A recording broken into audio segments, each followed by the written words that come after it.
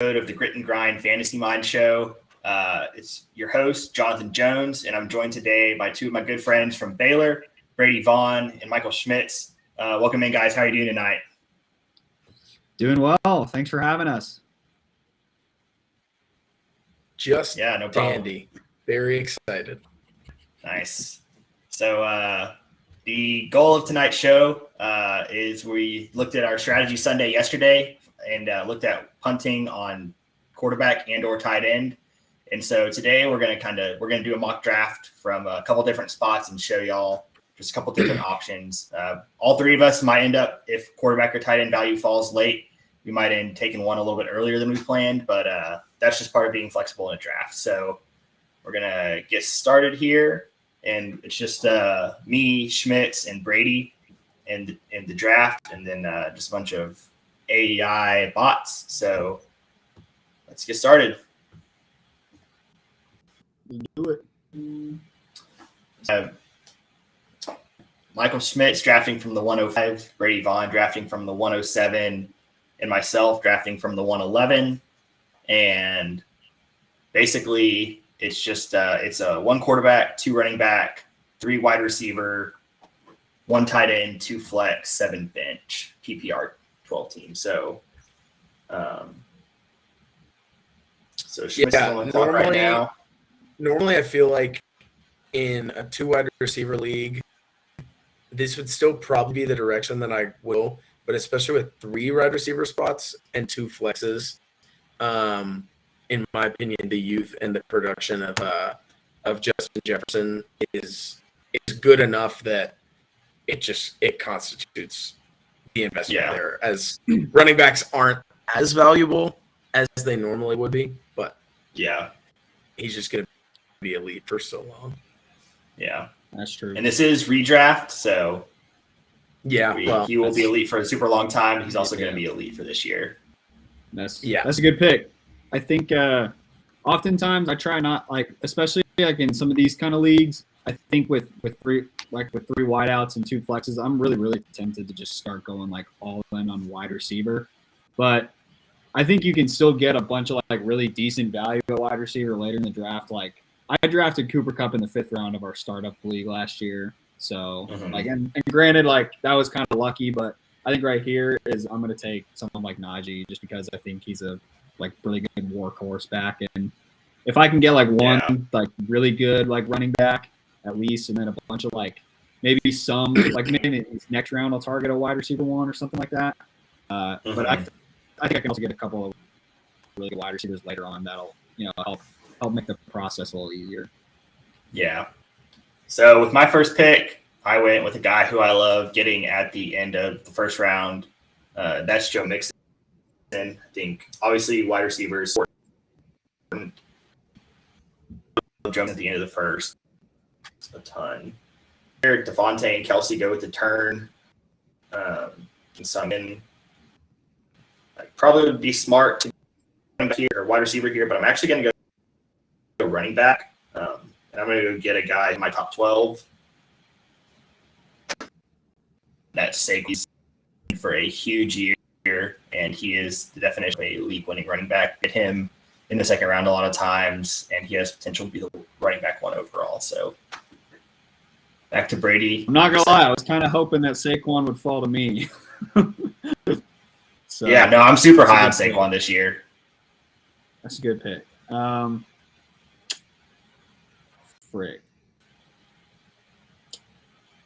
Now, right here is where I'm wondering, I don't know. This is kind of a tough spot because I feel like... Pick Josh Allen. You know you want to.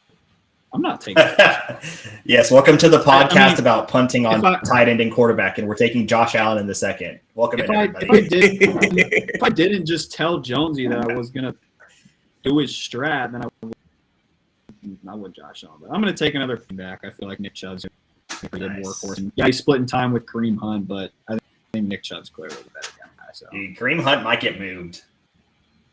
Kareem Hunt, workload back. I'm not super. Who says no? With my next pick, I am going to pick somebody who I've seen a lot of, and truly is in a situation where there are a lot of targets and a lot of touchdowns. Nice. They're going to go somewhere. And with Devontae Adams gone, I don't think they're all going to Allen Lazard, truthfully, but I could be wrong. Yeah. So Brady's having a little bit of technical difficulties right now. Oh, F's in the chat. Frozen. Yeah, tough. He looks good though.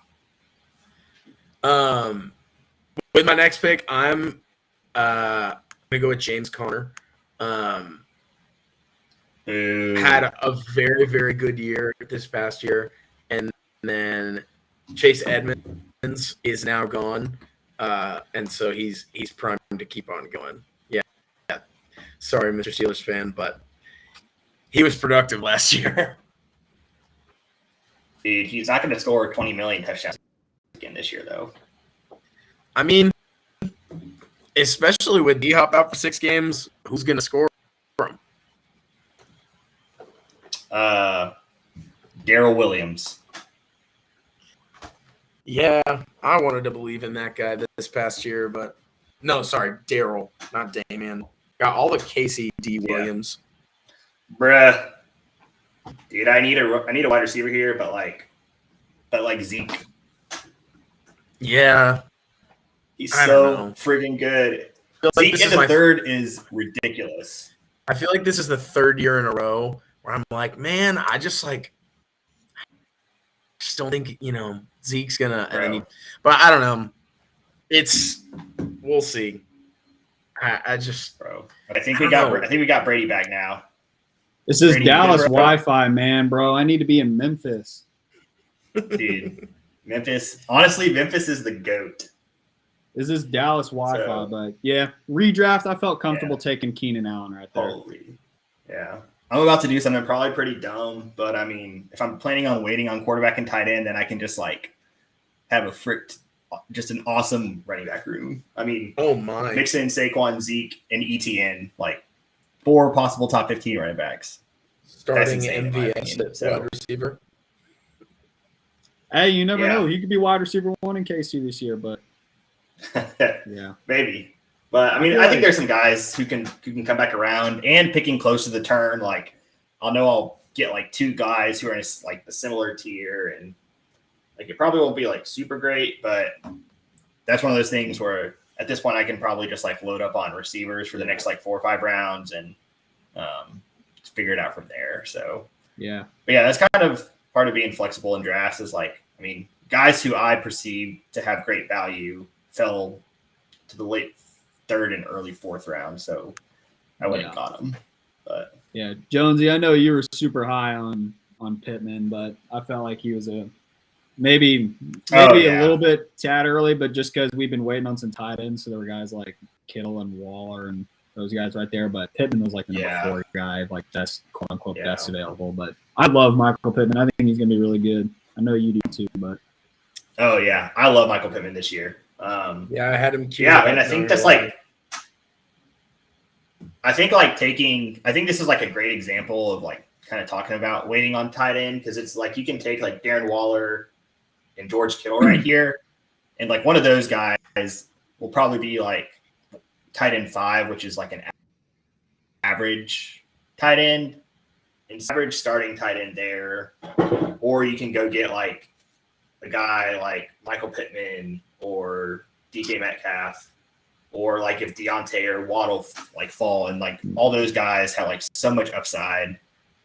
But taking tight end right there, I think that's a good example. I'd rather take a receiver than a tight end right there. Yeah, that's true. Yeah, tight end. It's really you're either gonna overpay, or you shouldn't really pay at all. Because that middle tier of tight ends, the Noah Fants and kind of that, they're just so. There's somebody who you could get in the 25th that could be pretty much equal to that production, and just the middle tier tight end is so. I'm just good. I'm okay to leave those where they are. Do either of y'all play underdog best ball drafts? Do either of y'all do that? I do not. I've read about them, but I haven't played one. It's freaking addictive. And I just did so many drafts when I was bored in like June and July where I just waited on tight end and got like 3 tight ends in like the 20th through 22nd round. And so like I know way more about like late tight ends than I should at this point in the year. But let's go. Yeah. Let's go, Mike Williams. I feel like top 12, top 15 wide receiver this year. I feel like Elijah Mitchell is like pretty good, but also like, or at least whenever he was healthy. But that seems to be the case for like a ton of San Fran running backs. So, but I think that's kind of my rationale behind taking him in the 5th. That's fair. Sorry, Schmitz. Rip. I'll take my 140 targets in the 6th round, please. 160 more like. Yeah, that's true. Let's see. Okay, so no, I'm staying away from him. That's too much of a risk. Can somebody explain to me why Joe Burrow's specifically redraft value is this high? Because I just don't. It's not. It shouldn't. Like, it's so dumb. I just don't get it. It shouldn't. Like I owned him all year last year. It shouldn't be this high. The fact that he goes like before Kyler, before Jalen Hurts, and like pretty close to Lamar is I don't know. It's not there for me. I don't think he Burrow's has going to throw elite more than ceiling. like 35 touchdowns this year. Yeah. Maybe that's like a little bit of a hot take, but I don't know. Like I know he's got a ton of weapons around him, but like I don't know. Yeah. And he's more like he's an awesome real life quarterback for sure. Like we all know that. Oh yeah. We're not saying he's not good in real life, but like for fantasy, I think he's more like a product of the system he's in and the fact that he gets to play with like probably the best offensive weapons around him in the NFL. So just from like top to bottom. That's true. But yeah, I think it's almost it's like an anti-Jalen Hurts where like I feel like the real life value of Jalen Hurts as a quarterback is so much less than his fantasy value. Like his fantasy value is very, very good in terms of what he can do on the ground. And on the flip side, it's like Joe Burrow is such a good NFL quarterback. But I mean, like, I just like if it's Joe Burrow in what was it, the 5th or the end of the 5th or Derek Carr in like the way later, give me Derek Carr, please. Like I'm okay. I will wait. Yeah. Derek Carr is like I love Derek Carr this year, and I think he's such an interesting guy because I feel like a ton of people in the fantasy community are like, I love Derek Carr super late, but dang, I got sniped. That freaking sucks. Screw you, Team 10. Yeah. Oh, are you going to take Gabe Davis right there? Yeah, probably. But did y'all see the report today about Isaiah McKinney? No. What's up? Working with the starters. Hey. Woo pig, baby. Let's go. There you go. Yeah. No, we're not going to call the Hogs right now, unfortunately. Sorry, Matthew Swear and Jeremy Muller, if you're ever out there listening to this, we're not going to call the pigs right now. I was doing it for you, Swear. Yeah. Also, shout out to the 0 people watching this live right now. That's incredible. Amen. Hey, you know what? As y'all can. I feel that. Oh crap! I forget I feel that. Back up on the board. So Traylon Burks, I feel like I know who you're gonna take here. Who do you think I'm gonna take here? See. Well, I'm gonna wait to see if it comes true. It's a wide receiver. I'm thinking wide out too, so don't you worry. Let's see. Is there any elite? Nope. No good quarterbacks and no good tight ends. Oh, he went younger than I thought. I thought you were going to take Renfro. Oh, nah. In redraft, I thought you were going to take Renfro. Yeah. I mean, I think that, like, there's just so much – and this is something that I'm, like, working on research for now and going to do a show on later in the summer. But, like, there's just so much upside with rookie wide receivers. Like, yes, Jamar and Jefferson have been insane, but like outside of them, like Jalen Waddle had a really awesome rookie year last year. There are just always rookies who perform really well. Like I even think back like several years ago, like Juju had a pretty decent rookie year. He was like wide receiver like 20 or something, but you get him true. cheaper than this, but yeah, Dude, this is a tough spot because I don't know. I mean, there's honestly good quarterback value right here.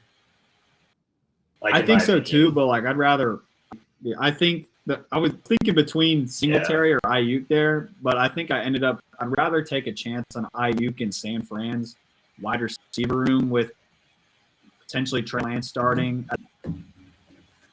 We don't get a majority of carries in Buffalo. Like we may see McKenzie, we may see Singletary, we may see James Cook on third down. I think Singletary might be a little too inconsistent at times. So. Dude, he had a really awesome end of his year last year, though. Like I think that's a really good pick, Schmitz. I think Singletary, and like, I think like Dak in the bottom of the 8th round is again I don't think Dak is an elite real quarterback. But I know that like he's gonna throw the ball so many times to provide so much fantasy value that just why I think that's a value I'm willing to give in again the 8th round. That's true. Mm-hmm. If I was gonna take a quarterback in that last round, I was gonna take Dak, but for a lot of those same reasons. But that was a great pick. Really, I would have, if I was going quarterback there, I would have gone Tom Brady over Dak. I just think that like Godwin's going to be healthy enough for most of the year, and they love Russell Gage enough, and Kyle Rudolph is a low-key, sneaky good red zone tight end. So I would have gone Brady there. Also, he's just the freaking GOAT of all sports of all time. Like, I'm just at the point now where it's like I'd rather just enjoy watching greatness than like debate with people about it. So that's like where I'm at with Brady. So I just love him in fantasy, love him in real life, like whatever. Let's see. Oh, going to the 9th round now. Man. Oh, yes. Easy pick. Running back 1 in New England by the end of the year. Hands down. Ramondre? We'll see. Shoot. Could be Pierre Strong. Where did he go? Like South Dakota State? Is that where he went, or some random FCS school like that? You don't know. That sleeper report that came out a couple days about who? Or not? Maybe not sleeper report, but you know how sleeper usually like auto like like whenever it's like an NFL insider will tweet something out, like sleeper auto sends an update about it. Yeah. I feel like someone said something about Pierre Strong the other day. Maybe that's why Schmitz is gassing him up. Dude, he might not even be like a. Dude, where did you draft him for him to be? Was it the tight end premium hate? Was it that league? In like the my team, round? Honestly, my team name in that league should be rookie running backs because I have like.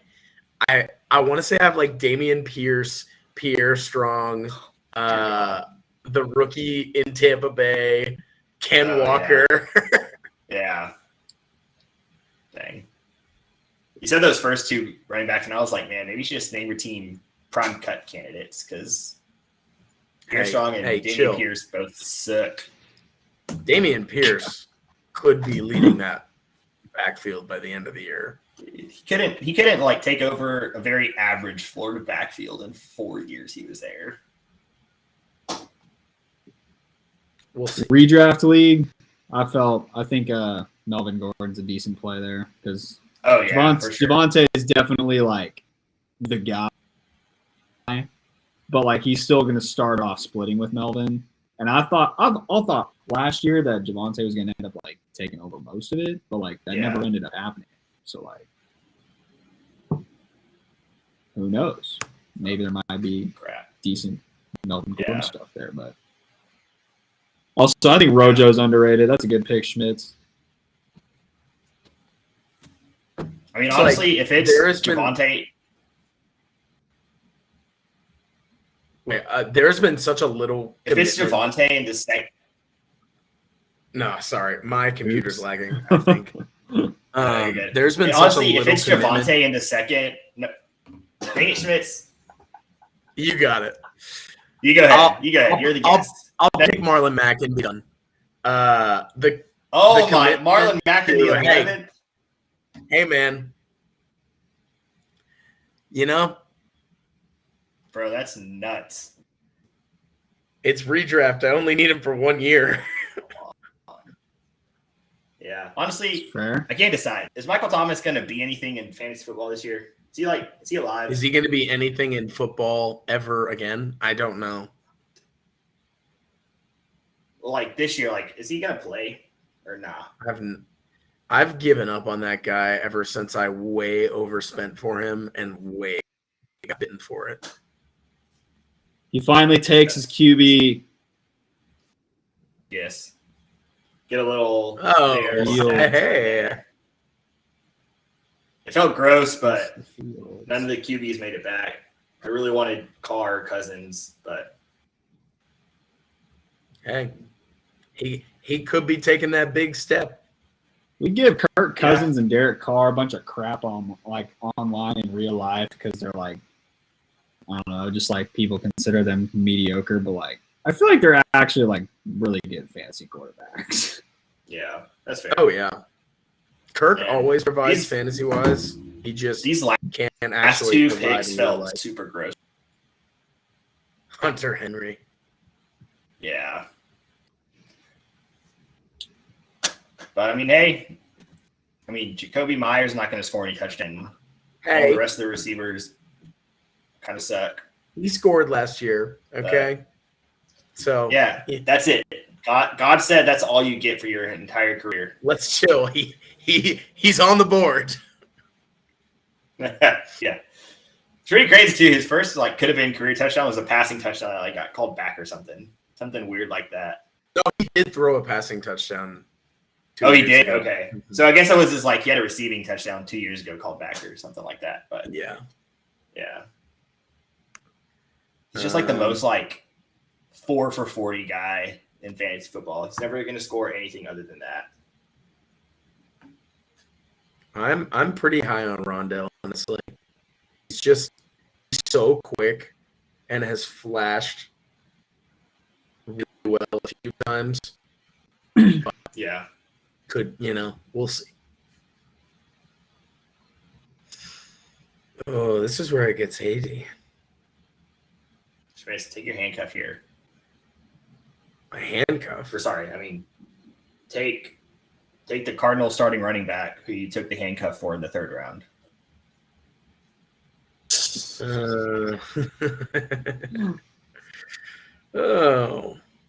Darrell Williams. Love me some Darrell. Do y'all know? Brady might have known this because he's a Chiefs guy, but Fernist as running back 18 last year. Who was? Darrell Williams in PPR. I didn't realize he finished at 18, but that's kind of. Yeah. It was it's just the most random fantasy stat of all time. I could get one of them later on. I'm kind of high on Kenneth Gainwell, so I'm gonna take him. I love Go Memphis. Go Tigers. Go Tigers. Go Tigers. Let's see. The big Anthony Miller guy.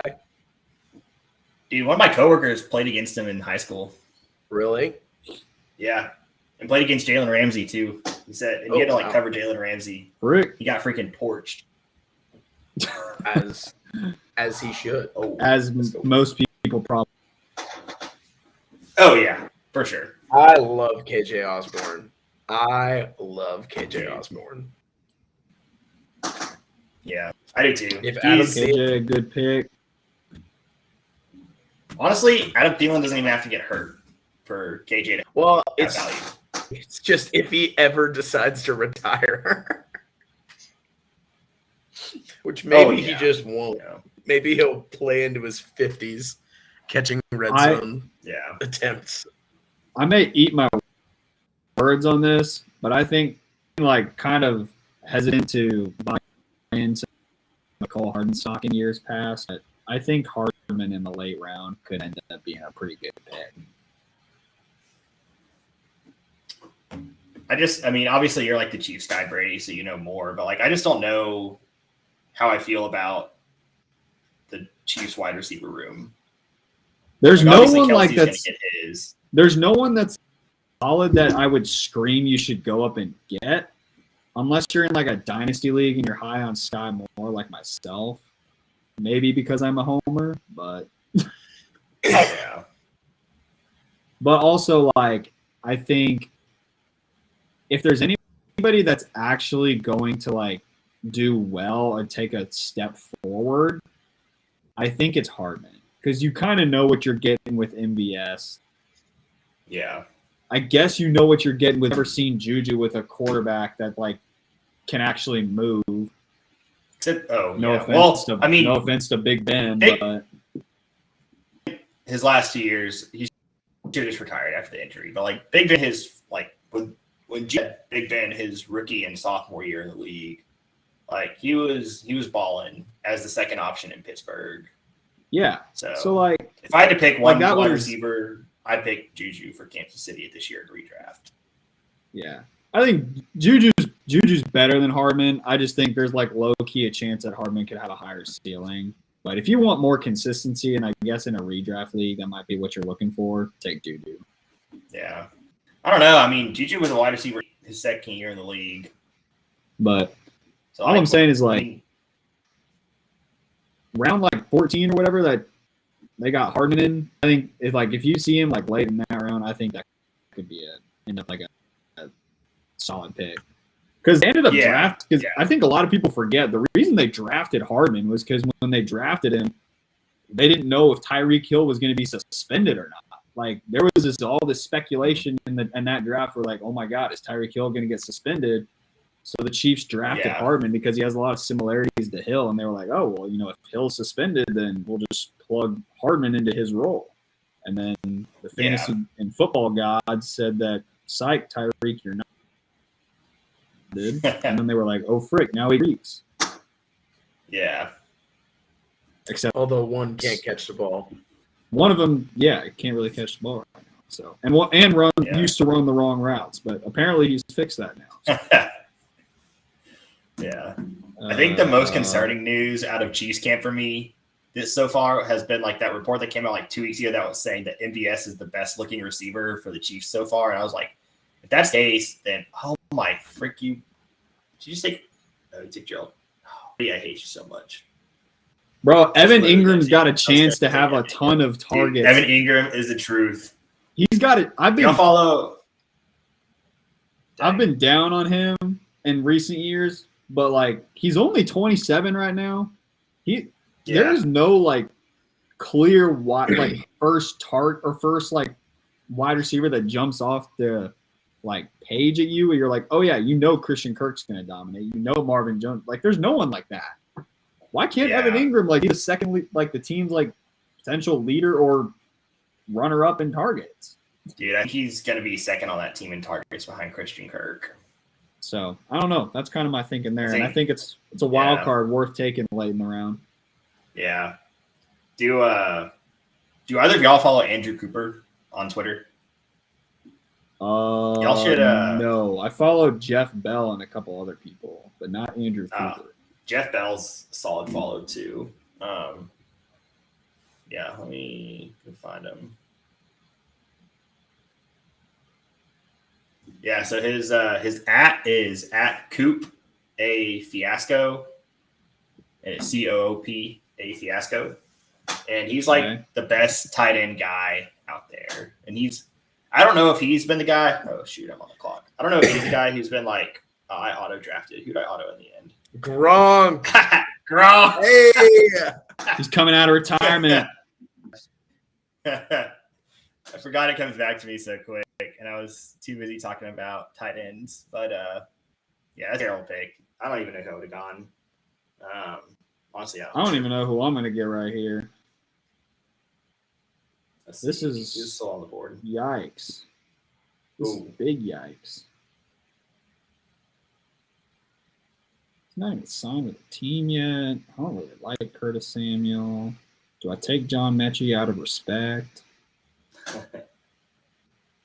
Yeah. Or, well, no, he's not even on the board. You just take Taekwon or Abram. Just give him a little ADP boost tonight. Is that who you think is going to be the backup tight end? Kansas City, Brady? Oh, Jody Fortson's going to get some catches.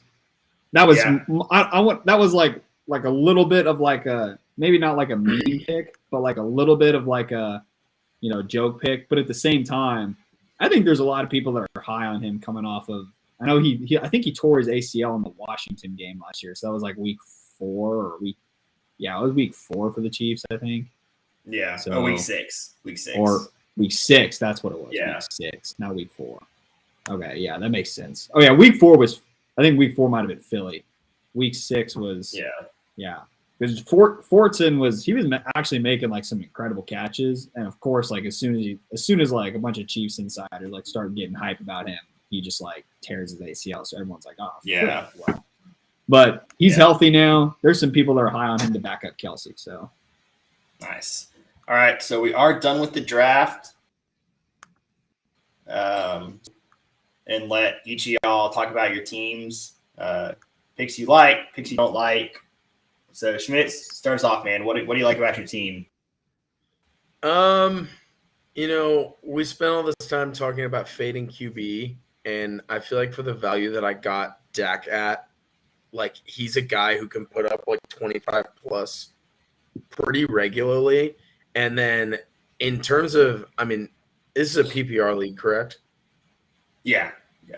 Yeah. In terms of PPR, I think Aaron Jones is just going to look so good this year, because I think even the people who are going to want to say that A.J. Dillon is going to take all of his value, I don't think they have the kind of firepower. Like, I think they're going to be lining up Aaron Jones as a slot receiver, even with A.J. Dillon on the field, a significant amount of the time. And then Jets is an alpha. And he's just going to continue to be an alpha. And then I think wherever the quarterback situation goes in Seattle, I think DK's going to be somebody who either on drag routes or slants or anything, they're going to be manufacturing him targets. And with the ball in his hands, like he's just an animal. And then the biggest other thing that I would say is Njoku specifically got a massive contract in terms of that tag, just his contract situation. Like they are paying him like a very, very good tight end.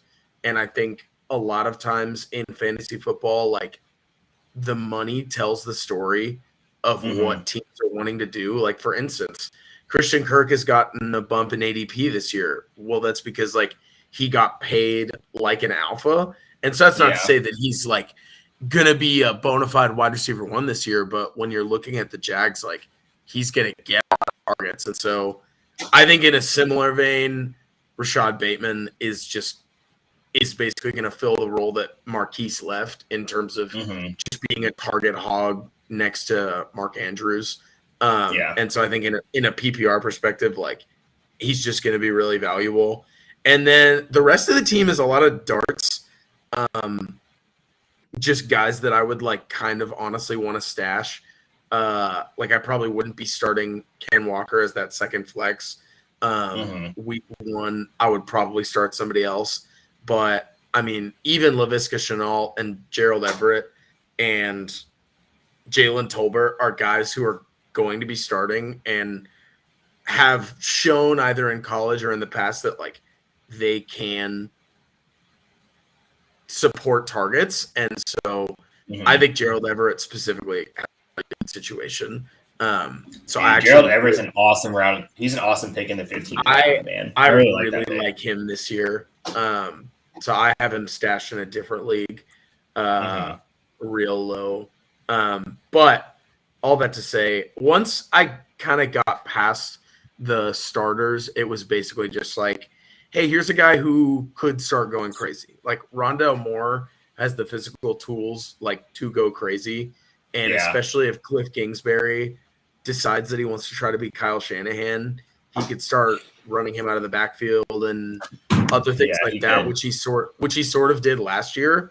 So I don't know. We'll see. It's not like, truthfully, I don't think this would be a league-winning team, but I think that there are players in there that if certain chips fall correctly, like things could look really good. And then I feel good about the starting like core of people, and then from there it's like I could get totally screwed by, Rashad Penny goes crazy and Ken Walker doesn't see the field. Like that would suck, but like that's just kind of dice and rolling. And Sky Moore's actually just turned into like a slot receiver, and like dang, that would suck, but like whatever. But I think you have a good team though. Like there's definitely some upside there, especially like Rondale, like the first 6 weeks without Hopkins, who knows who's going to be that second guy. The Seahawks spent premium draft capital on Ken Walker III. So I think you have definitely. I think my least favorite pick for you is James Conner. Like, I would have gone with like Demont, Zeke. Honestly, I would have gone like with Demont, Zeke, Brees, or ETN over Conner. I'm probably like lower than consensus on him this year, but I just don't see him repeating where he was at with the touchdowns last year. So I think it'll be interesting, but I do think that last year the production that he sustained with Chase Edmonds around, that with Chase Edmonds gone, isn't probably going to get worse, but maybe it will. I don't know. But that's we'll see. That infuriated me decent squad so much last year.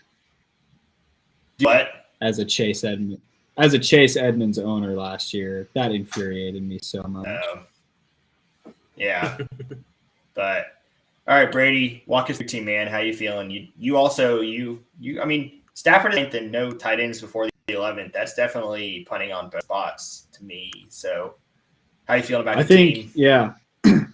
Kind of just going off of that strat, I think Stafford pretty late is in a similar to how Schmitz feels about Dak. I think Stafford pretty late is a guy that is in a clearly like the Rams, like in the last, since McVay's been the coach, they are more so. I think people more so associate them with offense rather than defense, even though they have Aaron Donald and Jalen Ramsey, as tough as that is to seem. I think, they have Cooper Kupp because he's, wide receiver 1 fantasy wise last year. I think in both standard and PPR, maybe just PPR, but I can't imagine someone else. He was number 1 everywhere. It was. Like I can't imagine anyone overtook him, but I mean, they brought in Allen Robinson. I don't think the Rams offense is gonna like skip a beat per se. Like they're gonna. I think they're still gonna roll. They're replacing a lot of production with Robert Woods, obviously, and OBJ going down, but like still have Allen Robinson, still have Cooper Kupp. Cam Akers is finally healthy. Darrell Henderson's still there, so you may see a little bit of a 1-2 punch out of the backfield, but one of them's probably going to get a little bit more targets in the passing game rather than the other one. So Stafford's going to be throwing the ball plenty of times, and that's why I like him. Nice. As far as like the rest of my team, I feel like my mind has like I think my mind has been like so groomed for like dynasty now that I feel like sometimes I like let maybe a little bit more youth like get the best of me when I'm actually picking these guys. And I also consider both of you guys to probably be smarter than me in fantasy. So that's why like maybe my team might be the worst of these three, like among a bunch of fantasy experts, but that's because I don't consider myself any sort of like smarty pants with fantasy at all. But like in redraft, I really like Keenan Allen. Maybe that was like, I think taking him in the 3rd, like he's still going to be like, it's clearly him and Mike Williams in LA. as wide receivers. Yeah, Jalen Guyton might catch like a 50-yard touchdown once every 4 games or something like that, but like Keenan Allen's still going to be pretty consistent in my opinion, like he has been most of his year. And we kind of already talked about when I picked him. Or yeah, sorry, you make your comments. Oh yeah, I mean getting Keenan in the middle of the third, I think that's great value, especially because for like my rankings, like that's the end of a tier. So like the next wide receivers taken were Deontay, Waddle, and Pittman, and like all those guys are kind of like your like wide receiver like 12 through 16, kind of in that range. Whereas Keenan's a pretty solid like wide receiver 9 to 12. So like I think it's definitely the end of a tier there, and getting him in the middle of the third was really good value and a really good pick. Yeah, so there you go. And we kind of already talked about it when I picked Pittman, but I think I'm high on him now that he actually has like a good quarterback in Matt Ryan. Even though Matt Ryan's older, he can still sling the ball, and I think Pittman's going to have a good year. Yeah. I think Amon-Ra can be good, but at the same time, with them adding Jameson Williams, DeAndre Swift is still going to be back. They just brought in DJ Chark. I don't know who all is going to get like all the targets there. I would like to hope that it's going to be Amon-Ra because he finished the year so strong last year. But like, who knows? Like, I feel like Detroit's wide receiver room is a little, maybe not like, unpredictable, but like there's a little element of surprise there to where I'm like, I think Amon-Ra is going to be good, but it would not surprise me at all if like for the first half of the year, like we see Chark and Jameson Williams and Swift get him like a ton of catches and more production than Amon-Ra, but yeah, we'll see. And I hope that's not the case, but I guess that would be the one like hesitancy for picking him and where I did. Yeah, but I just traded for Amon-Ra in Dynasty, and I really like him for Dynasty, and I really do like him for redraft this year too. Just because like there's a chance that Jameson Williams does miss like the first part of the year, and if they're not like winning, then they might obviously he's like their top 12 pick, so they're going to play him as much as they can, but like they're not going to, I don't think they're necessarily in any hurry to rush him back this year because they know they're not winning the Super Bowl this year. So I really like Amon-Ra St. Brown. A lot of people are like, well, he did everything without Swift and Hawkinson, and like I think he's a better football player, like a better receiver than TJ Hawkinson. Like people always say like, oh, he only did well at the end of the year. But you kind of look at like Hawkinson in his career, it's like, who has he had to compete for targets with? Like his year that he was like really solid and like a top tight end, the other receivers on the team were like, it was like Danny Amendola was the wide receiver 1 or something stupid like that. So like saying that Amon-Ra never had any target competition because of the two guys being out is like, you can't use that for him, but not use it for Hawkinson because he hasn't really had a ton of competition in his career either. Yeah. And I would also agree about Amon-Ra that like people always say like, oh, well, he was the only option in that offense. And it's like, but on the flip side, like he was the only option and he was still catching the ball. Yes, and exactly. Like, thank you. Every defense knew where the ball, like I'm really high on him because like that kind of production, like, sometimes it'll happen like 2 weeks, like Jawan Jennings will have like a really good week or something. But like for literally the last full 6 weeks of the year, Jared Goff was like, oh, this guy's good and can do really good things with the ball. I'm going to throw it to him. And like, he was just insane. I mean, like he was like the league winner last year. And especially in he was the most rostered player on fantasy championship teams last year. So like it's and like the narrative behind him, like being only a 4th round pick, like it was like the 2nd pick of the 4th round. So he was literally like 3 picks away from this narrative being, oh, he's a 4th round pick who's not going to do anything, to him being like, oh, he was a day 2 pick with a ton of upside. Like it's just kind of like what are we doing? Like he was very talented in college. Like that, honestly, like looking back, there was a year where it was like Michael Pittman, Amon-Ra St. Brown, and Drake London were all on the same team together at USC. And it's just like, what an awesome wide receiver room. Velus Jones was also on that team, to be clear. Oh, that's right. He was. That was his his freshman year, right? That's part of Or why no, he it was like transferred. second year. Yeah. Because that's why he transferred, because he was on a team with Amon-Ra St. Brown, Michael Pittman, and Drake London. Like, of course. Dude, that's nuts though. Like Velus Jones was a senior on that team back in 2019, and he's just now getting into the NFL. Like COVID really did him some solid favors. Yeah. But kind of just like holistically, I think taking someone like Kenneth Gainwell in the late rounds, like running back wise, I think that's a pretty good flyer. Miles Sanders has done me dirty in the past, and maybe don't get me started. Schmitz knows. Maybe that's a little bit of why I like Gainwell, but I think Gainwell's just like I think he provides a lot of upside that if you're looking for a running back in the late, I mean, what did I get him in the 13th round? 13th. So if you're looking for value in of running back in that late of a round, I think Gainwell's a good option.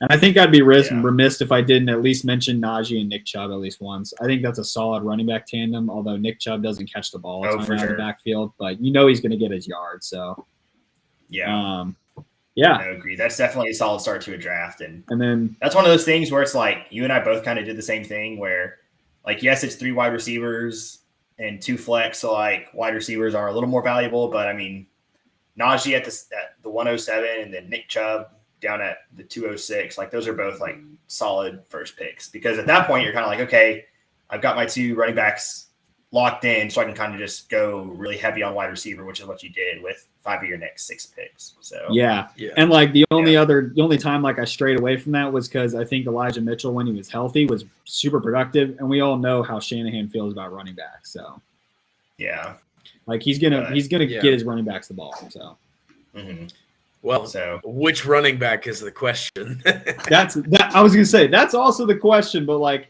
I think Mitchell, like he might have the best chance to do the best ? But I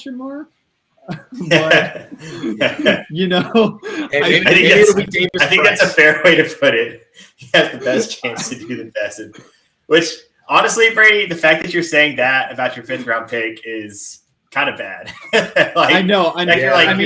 You're throwing up prayers for your guy in the 5th round who should be a locked in every week starter. I'll say this though. Like I know that's not the best look, but I'll say this though. If he, like, in some theoretical world, if Mitchell fell flat on his face, I'd be fully comfortable starting Ayuk at the flex instead of him.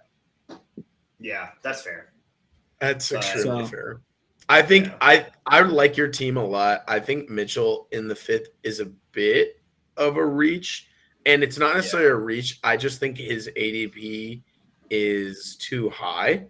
Agreed. That's probably fair, because I was trying to look at like other running backs who like might be available there, and like the next highest one was like Clyde, and I was like thinking, well, Clyde could theoretically take a good like elite 4 here, but like he's got Rojo also, and I'm kind of big on Rojo. Miles Sanders, I already kind of talked about how he burned me in the past.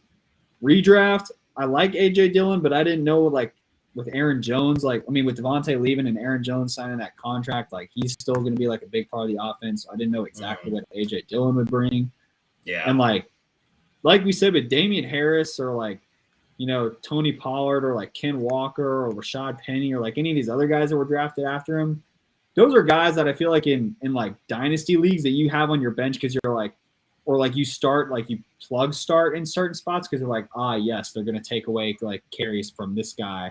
And like they have value that way, but like, and they add value over like the long haul. But like for a single year, like I think it's just super hit or miss for you to put like consistently start someone like AJ Dillon. And if you don't start someone like them, or Tony Pollard or Clyde or someone like that every week, it's like, okay, are you lucky enough to start him on the weeks that they pop and sit him on the weeks that they don't? Yeah, I mean, at least for me, like. Kind of looking at obviously hindsight's 2020, but looking at the way this draft board shook out, like I definitely would have rather just gotten Dillon in the 6th and then taken either Cooks, Hollywood, or Mike Williams in the 5th there. And that was another thing was like me contemplating taking Hollywood. Like if I didn't take Mitchell, I probably was going to take Hollywood. And so that was kind of the thought process there. But if I ended up, if I ended up taking him and just rolling with Gordon and Gainwell later, that's 6 wide receivers in a row. Yeah. So And who knows? Maybe if I take Hollywood, that means Amon Ra or someone else might not be available because someone else took them in a pick or two earlier. So, but also while we're kind of looking at the guys who went right after that, kind of transition from your team to mine, but like, oh dang, not that. RIP to Brandon Cooks being like an 8th round pick that you can just take late and just know you're gonna cash in on that. That's just true. I hate seeing. I'm super happy because like he definitely deserves it, but just like I always knew I could take Brandon Cook in the 8th round and just it would be super awesome. But going over to my team now, I started my best to follow the late round quarterback and tight end strategy, and I was able to successfully do that. And I think I kind of like learned a little bit of a lesson in doing that because I'm not super happy with the way that my quarterbacks and tight ends shook out.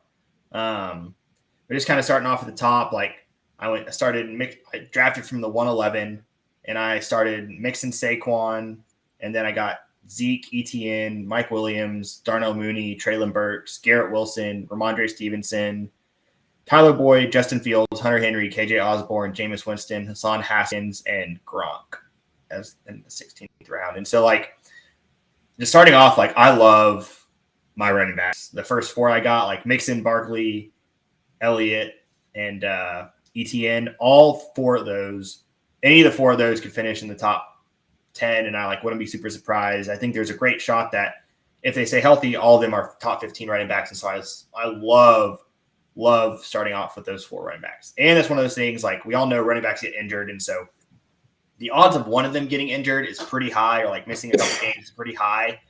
But I mean, like just kind of looking around at some other teams, I think honestly, like Schmitz would be kind of like a team where it's like if Aaron Jones or Connor goes down, and then you're kind of looking at like Ken Walker, Rojo, Marlon Mack as like your running back too. Like I'm in a prime position to like upgrade at like quarterback and like maybe like, all right, especially knowing Schmitz, like I could do like Justin Fields and one of those running backs for like Dak and someone else or something like that. So just in a prime spot to like trade one of those guys away in the event that I need to. And then it is 3 wide receivers, but I love my wide receiver room that I was able to get kind of in those middle rounds, like Mike Williams and Darnell Mooney. I think they're both, if healthy, a lock to be top 18 receivers this year. Mike Williams just being on one of the best offenses in football, and Mooney is just going to see 50 million targets as the only viable fantasy wide receiver on that team.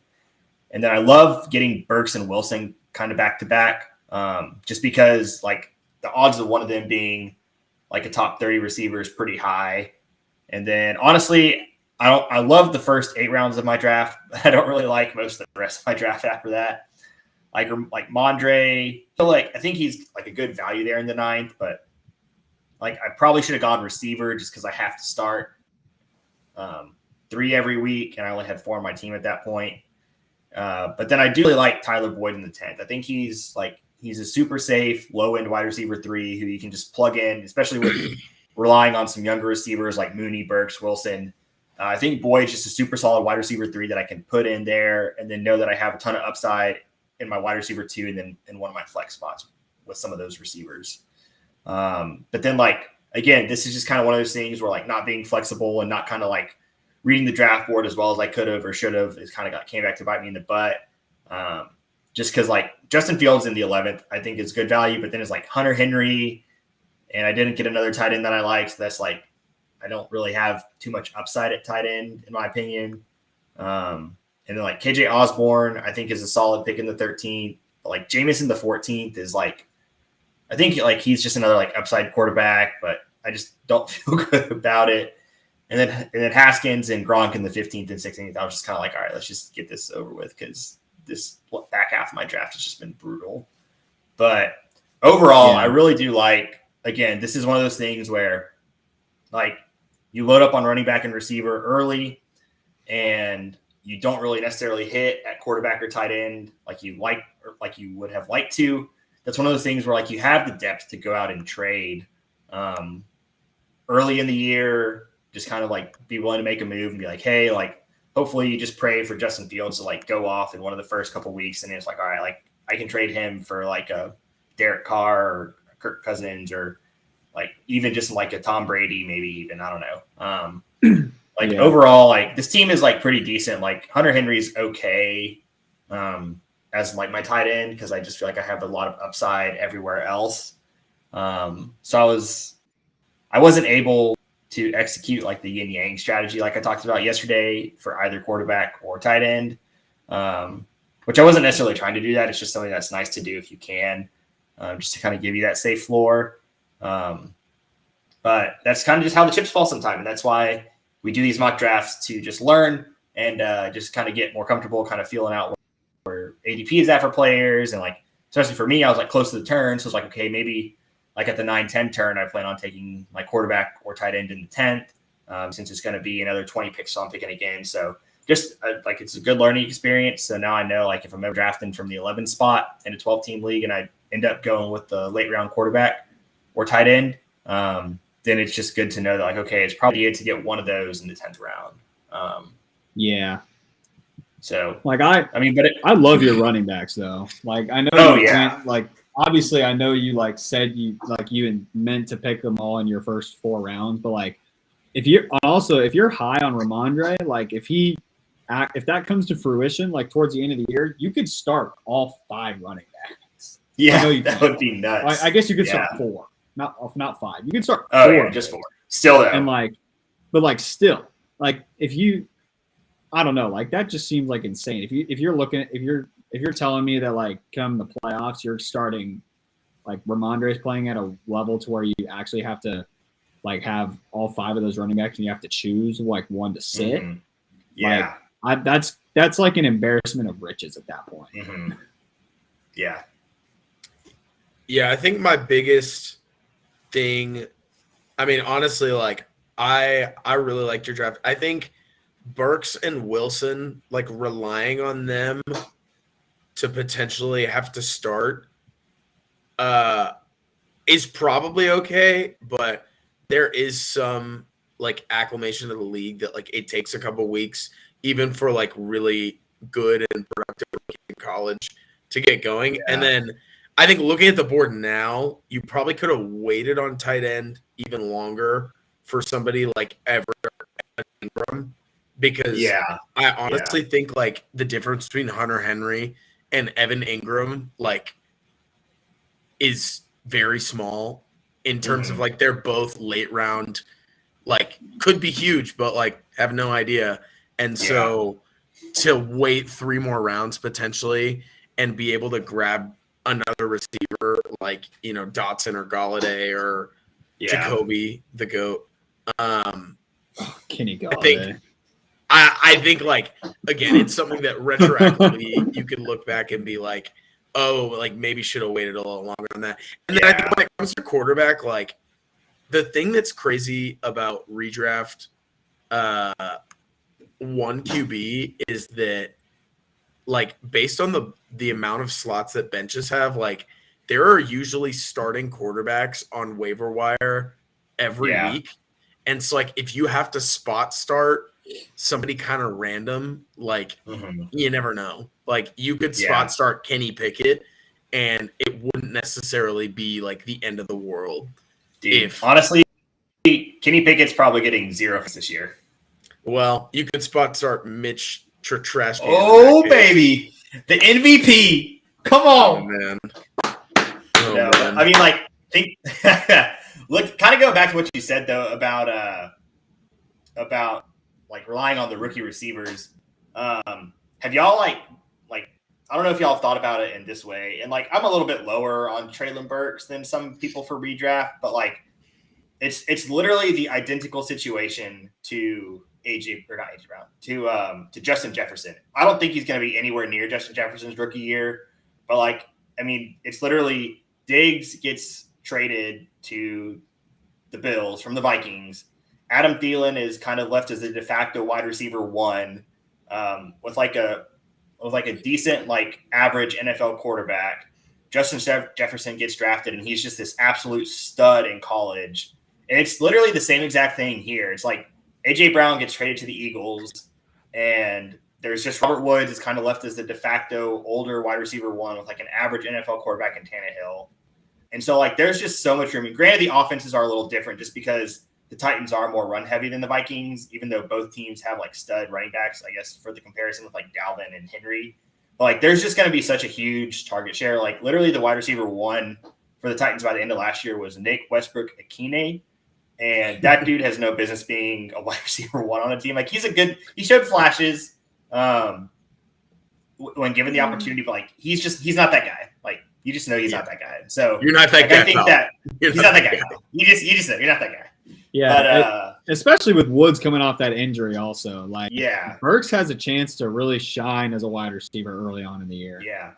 And I mean, like, yes, there's like the asthma and conditioning concerns. Like, he'll be fine.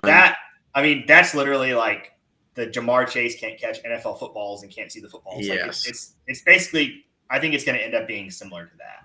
Yeah. Hey, do you want to hear something crazy last year? What's up? In an 8, it's kind of weird, but I was in an 8-man dynasty league, and we're going through this like transition period, but we're adding 2 people, so like it's kind of going to get fixed. But like, point being, I was in an 8-man dynasty league, and I won the league, and I got Jamar at 1-8 in the rookie draft. Holy crap, that's insane! The people in the league were so scared that he was gonna drop every pass ever, and they took that way too seriously. And I'm no like fantasy expert, but I was like, "Dog, you're telling me I get Jamar at the last pick of the first round?" Dude, literally week 1, 5 for 101 and a touchdown. I'm sure the rest of the league was just like, "What the heck?" Because I'm guessing at that point everyone had passed on him. Oh yeah, everyone had passed on him. But do you want to hear what? You want to hear what like, that? Who what went that before him last year? Because I mean, like, him going at the 108 is just stupid. Let me look it up. Is it super flex? No, it's one QB. Oh my gosh. It's 1 QB, 2 running back, 2 wide receiver, 1 tight end, 2 flex, and we do kicker defense, which I'm not a huge fan of. Schmitz, are you in this league? Please tell me no. I'm not. Okay. This is a league. I was about to roast you so hard if you passed on Jamar Chase and Dynasty. I mean, so in a different league this year, I got Traylon Burks at 106. Oh man. Which is crazy to me because like 4 months before, he was like the first receiver on a lot of people's radar. He was the consensus 101, even above Brees for some people. And so like to get that at 106, like in my opinion, the Titans traded AJ Brown and then just drafted AJ Brown. And so it's like he's gonna fit right in. Yeah. But sorry, Brady, who went before Jamar? Yeah, I want to hear this. So in this league, Najee went 1-1. And keep in mind this is all rookie draft. So Najee went 1-1. Kyle Pitts went 1-2. Javonte Williams went 1-3. Michael Carter went 1-4. Devontae Smith 1-5. Trey Sermon 1-6. That was the biggest mistake. Gosh. Who drafted Sermon? Well, okay, so all of these people are friends of one of them is a friend of mine from high school. One of them is that friend's cousin, and the other so it's not like Baylor 4. people. The other like 4 or 5 are like managers on the KU football team. Okay. So they definitely don't know anything about football then.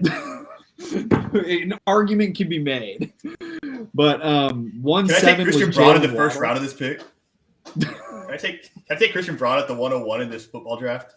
Gosh, it's Christian Brown. No, but Jalen Waddle went 1-7, and yeah. So I ended up taking Jamar 1-8. My 3 picks in the rookie draft that year were Jamar at 1-8. Justin Fields at 2-8, and Amon-Ra St. Brown at 3-8. Dang. That's a really solid rookie draft, honestly. I will say this, though.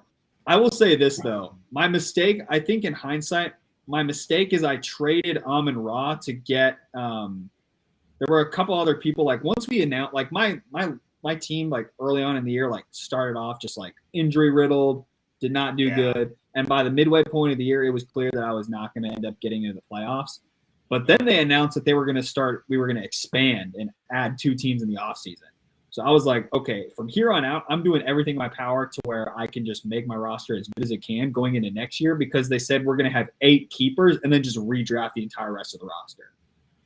So my 8 keepers that I ended up doing, well, and I've never like added 2 people to a dynasty league, so I guess it makes sense. But it just seems kind of weird. But the 8 keepers, and I ended up wheeling and dealing a bunch of people, and I liked some of the 8 people. I like the 8 players that I'm going to keep, and I think there's a little bit of debate of who I could keep. But the 8 that I'm thinking of rolling with are, I traded for Justin Herbert, so he's going to be the quarterback that I keep. I traded for Najee Harris, so I'm going to end up keeping him. Aaron Jones is my other running back. This is also a PPR league, so that's huge. I have Jamar and Stephon Diggs, so that's 5 total. And then I guess in theory, I could just keep the rest of my other 3 starters, which are tight end Darren Waller, and then 2 flexes, DK and Keenan. Okay. So I could do that. I could keep Justin Fields if I wanted another one, but I don't know. I feel like I could get a backup quarterback, like decent backup quarterback somewhere else, and I'm obviously higher on Herbert. Some of the other guys on my bench include Melvin Gordon, A.J. Dillon, James Robinson, Jacoby Myers, Clyde, some of those guys. And I also stashed Deshaun Watson for a really long time. So I was like really upset when we announced that we were going to expand because I was like, dang it, that defeats the purpose of me stashing it. But I had to trade Amon-Ra to get someone else. But also, I think kind of weird note in this, in one of the trades, I ended up getting the first round pick in the rookie draft of the guy who finished last. So I think I may have the number 1 overall pick in the rookie draft. Nice. Yeah. So that's kind honestly, of but that's huge. So I'm like in a league with a bunch of older fight guys, and my team is so bad. Like it was my first dynasty league, and the team was so garbage in the startup draft, and so I'm basically kind of in the second to last year of rebuilding right now, and I basically turned the 101 and Gabe Davis into the 102 and the 106 over the last month. So I'm feeling really good about that because I really don't need Brees right now because I'm still far enough out that I'd rather just wait for 23 and 24 and take Bijan and Braylon Allen. Yeah, or Travion. So, one of those guys are all going to be. Or Travion. Or JSN. Nah, I mean my wide receiver room in this, I've really just been focused on I have Justin Herbert and I traded for Cole Kmet a month and a half ago, and so I feel set at quarterback and tight end. So I've just been focused on loading up at receiver. Dude, 90 targets, man. 90 targets. He's gonna see so much volume it's not gonna matter. But my wide receiver room after the draft. Dude, there's no one to throw the ball to in Chicago. At his peak, he's Kyle Rudolph. It's just Yes, he's so mid. It's just oh no, he's not. The times that he gets the ball is just because he's there. I love him, and I'm glad he'll get his 600 yards, but I don't know, man. Yeah. But so my receivers in this rebuild currently are Bateman, Elijah Moore, Ayuk, Amon-Ra St. Brown, KJ Osborne, Nico Collins, Michael Gallup, Jacoby Myers. So and then I'm going to draft Drake London at the 102. So and so we start 2 flex. So it's pretty much just going to be Bateman, Moore, Ayuk, Amon-Ra St. Brown, and London. I'll pick 4 of those every week. But because we do points for, and it's actually funny. Let's see, we're at the 109 mark. Trevor Freeman, come listen to this at 109 in this episode. He was asking me about using max points for as a rebuild strategy, and just kind of setting your lineup with bad players intentionally. And I am very familiar with. I kind of did this. So my running back one is Kenny Gainwell. And my running back 2 for all of last year was Jarrett Patterson. And I literally have no other running backs on my team. I was just I just want the 101. Just give me the one. And the sad part is I was only 30 points ahead of the second place team. Or the second worst team. So, Oh my gosh. I pretty much was like, I'm just gonna build up at receiver. I'm set at quarterback. I'm like fine enough at tight end. Like I have a startable tight end. So like I'm just gonna just suck for 2 years, and it sucks because it's like my biggest buy-in league. But it's like, okay, I know I'm gonna be okay. So like basically like 2 years from now, and we're in the process of converting this league from like a keeper to a dynasty, like a true dynasty league. And so like this year we get to keep 11 guys. So it's basically like Herbert, Komet, Gainwell, and 8 receivers. And then next year we go to 12. So I'll add like Drake London and then like probably Ken Walker, and then take out like 2 random receivers. But then the next year we're going to like full dynasty after that. So it'll be like at the perfect time for me where like I've acquired a bunch of like 3rd and 4th round picks, which hadn't really been worth anything in the past. But now these will all be guys that I get to keep no matter what. So yeah, it's my team name in this league is the Punching Bags, just because I've just gotten beat down so bad the last like 2 years. But yeah, Dynasty is a good time for sure. I want this I agree. pod to be about redraft, but like if you playing Dynasty will make you a better redraft player, in my opinion. So yeah, I agree. Play in Dynasty if you're not. Get in it with like Brady's in an 8-man league, and if you have to expand, that's great. But just like start somewhere, play Dynasty. It's an awesome time. So Brady, Schmitz, as we wrap this episode up, just want to thank you guys for coming on. It's been a blast. I know Brady and I have been texting about just like Dynasty trades, and it's always a good time to just get advice from a friend and just a guy who knows football. Even though he says he doesn't know fantasy football really well, like he's a super awesome sports mind. So I want to shout out Brady and his pod. Is it Baker and Brady? Baker and Brady. I think it just rolls off Baker the and Brady on nicer, Spotify. Yeah, me and my homie Grayson Baker. If any of y'all happen to know him, which I don't think you do, since there's I don't know, but he's we met at Kanakuk camps. We were counselors there. He went to OSU and he's getting his master's there at OSU. But for some reason, he's also a big Oklahoma Sooners fan. So similar to how I grew up a Kansas fan, but went to Baylor. You know, we kind of are both conflicted, but that just gives us more reasons for both of us to just sit down and say, let's start a Big 12 podcast. So Baker and Brady is just a podcast about mainly Big 12 sports, covering football right now. But I'm a big college basketball nerd. So if you like college basketball, stay for my content because it's going to be coming your way and it's going to be good. So yeah, and Schmitz is currently, I don't think, doing any podcasts, but he's a good guy to just talk sports with in general. So maybe we'll have him on here some more. Hey, maybe if you want to hop on Baker and Brady, Schmitz, talk about Baylor, and we can both talk to Grayson about why we're going to repeat as Big 12 champs. Hey, you know, Colin Coward said we have an outside shot to win the national title. So book it right now. We have one listener. Right, Richard Begg started listening to this episode when you mentioned Colin Coward. I was actually just about to shout out Richard because when Richard and Jason both said in the sports chat that, oh my gosh, we agree with Colin. Like, is that a doomsday scenario or what? Yeah, we're honestly probably so. So like all this work I'm putting in for fantasy and all the work your podcast, Brady, is probably for nothing because the world's probably going to explode in like a couple weeks. So there you go. But anyways, we digress, but it's been fun, guys. Thanks for coming on. I had a blast. It's always a good time catching up with you guys. So, have a good night.